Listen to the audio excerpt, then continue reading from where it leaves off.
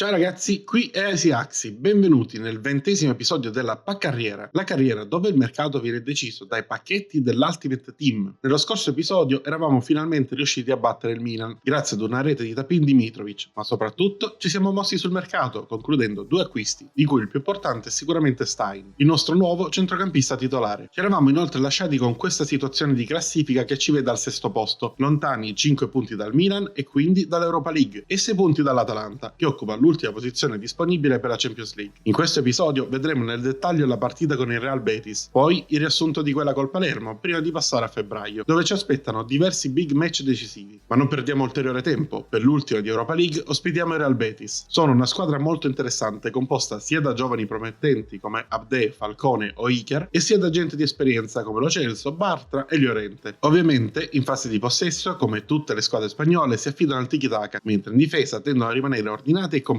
Anche se nelle ultime 3 partite hanno sempre vinto, secondo me, se giochiamo come si deve, possiamo avere una buona chance. Per questa partita schieriamo quasi tutti i titolari, riposano Lafont e Soriano. Il suo posto viene preso da Stein, che gioca sulla 3/4, e Santoro invece torna titolare al centrocampo. È tutto pronto, i giocatori sono in campo e il pubblico è carico. Arriva il momento di vedere come andrà l'ultima partita del girone. The atmosphere is building as two sides worthy of the biggest stage get ready to clash in front of a packed stadium. All the action here on EA TV. Mitrovic dà il calcio d'inizio alla partita passando all'indietro verso un compagno. Dopo 13 minuti gli ospiti hanno la prima occasione della partita. Lo Celso si libera con un bel movimento di Lopez, entra in area e prova il tiro da sotterra, ma Silvestri riesce ad intervenire con sicurezza. Poi per 20 minuti non succede quasi niente, ma poco dopo il 30° il Betis ha una nuova chance di portarsi in vantaggio, sprecata da Zarzuli con un tiro troppo centrale. Poco dopo però non spreca la seconda occasione, liberato da un preciso passaggio del suo compagno, tira forte sul primo palo, sorprendendo il nostro portiere. Al momento sembra comunque un vantaggio meritato. Si chiude il primo tempo senza recupero, con gli ospiti in vantaggio di una rete. Purtroppo avevo detto che avremmo dovuto giocare come si deve, ma al momento siamo sterili in attacco e ballerini in difesa.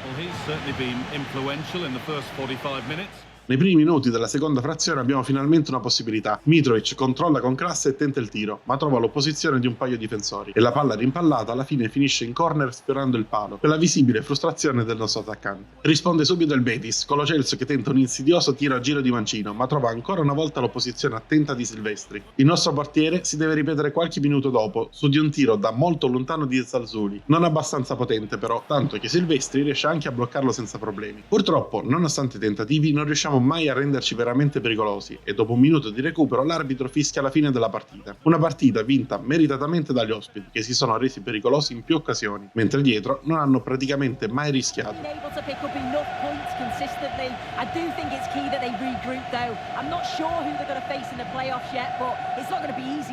Alla fine del girone concludiamo in 22ª posizione, rischiando qualcosa di troppo. Tuttavia saranno playoff e ad aspettarci al varco avremo il PSV, che ovviamente cambia anche il calendario. Quindi a febbraio vedremo riassunte le partite col Modena in Coppa Italia e col Monza in campionato, mentre vedremo nel dettaglio le 2 sfide decisive col PSV e quella fondamentale con l'Atalanta in Serie A. Nel weekend siamo stati ospitati dal Palermo, tornando a giocare così per la Serie A. La partita si è messa subito in discesa, con Macchigno che ha controllato spalle alla porta, si è girato sul destro ed ha lasciato partire un tiro imparabile per il portiere. L'attaccante nipponico ci ha provato poco dopo con un tiro di mancino, che stavolta ha solo sfiorato il palo. La doppietta è arrivata solo nel finale di partita, destro potente da dentro l'area che ha chiuso la partita regalandoci 3 punti. A metà della settimana successiva abbiamo ospitato il Modena per gli ottavi di Coppa Italia. Dopo il calcio d'inizio dato dagli ospiti siamo partiti fortissimo. Soriano ha trovato subito il gol del vantaggio dopo appena 10 minuti, con un destro ad incrociare da dentro l'area di rigore. Poco dopo invece Pereira ha pescato Mitrovic tutto solo dentro l'area di rigore. Un gioco da ragazzi per l'attaccante che di testa ha segnato il 2-0.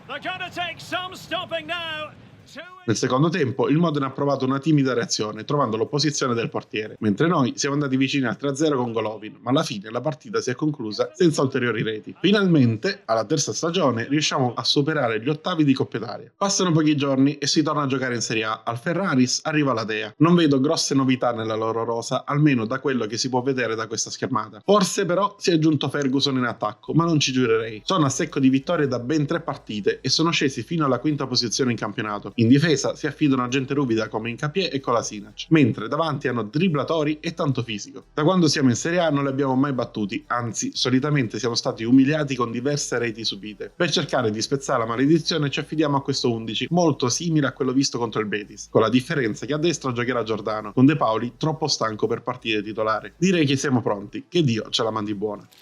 We're here to enjoy a matchup that football fans are sure to relish. Which side will step up and deliver? It's all coming up next on EA TV.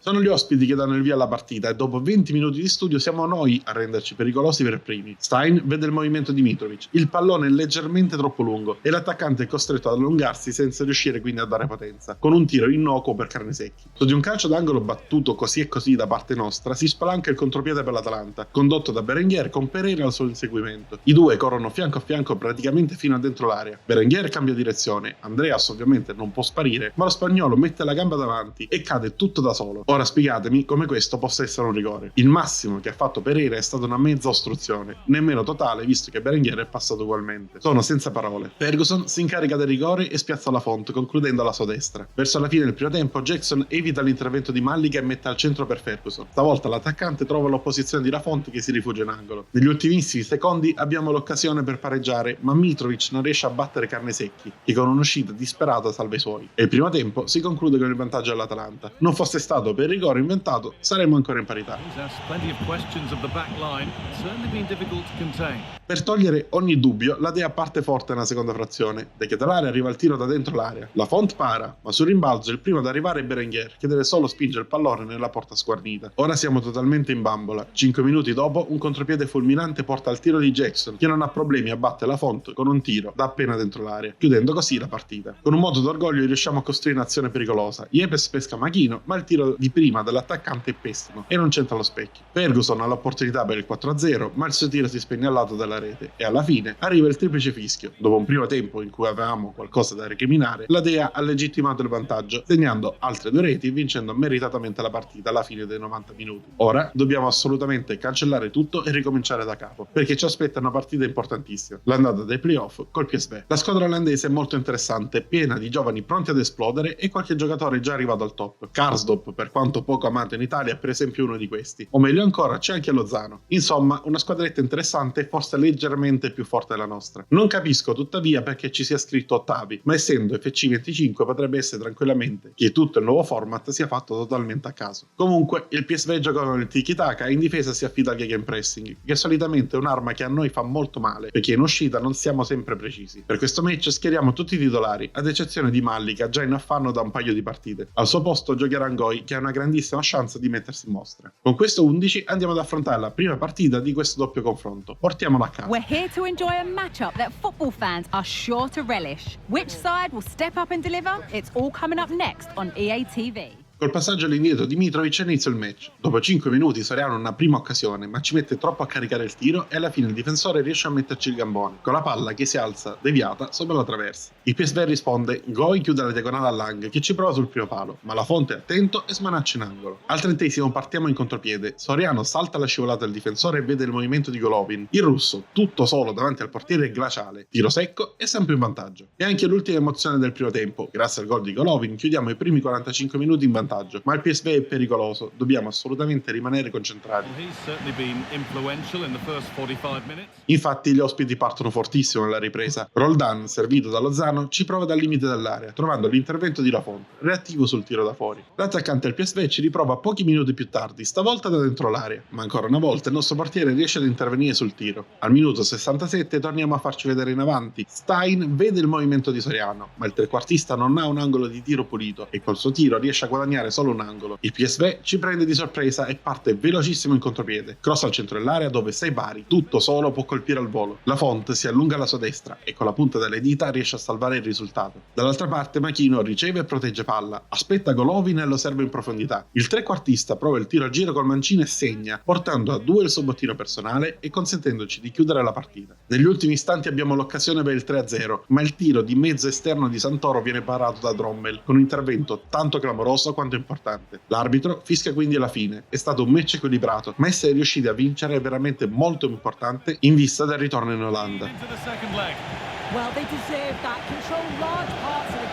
Ma prima c'è la trasferta a Monza di campionato. La partita la giochiamo con diverse riserve, tra cui Tutino, ed è proprio lui ad avere una prima chance, ma il tiro è centrale e il portiere devia in angolo. Poco dopo Tutino riesce a liberare Machino dentro l'area, tiro al volo e portiere battuto. Provano quindi a reagire i padroni di casa, ma la Font si oppone e mantiene il risultato invariato. Machino e Tutino davanti in questa partita fanno quello che vogliono. Stavolta è l'italiano ad essere liberato solo davanti al portiere e con freddezza lo batte per il 2-0. Nel finale di primo tempo arriva anche il rigore, sempre battuto da Gennaro, che spiazza completamente il portiere siglando la sua doppietta e chiudendo la partita, che nel secondo tempo viene gestita perfettamente senza concedere la rimonta al Monza. Dopo la vittoria in campionato torniamo a giocare in Europa League. La formazione del PSV sembra leggermente diversa, con Karsdorp titolare, ma per il resto non vedo grosse novità. Ovviamente lo stile della squadra non è cambiato in una settimana. Per quanto riguarda invece il nostro 11, finalmente dopo diverse partite con vari cambi riusciamo a schierare tutti i titolari senza alcuna modifica. Non dobbiamo sottovalutare gli avversari che all'andata hanno dimostrato di essere molto pericolosi. High octane football, we can virtually guarantee it.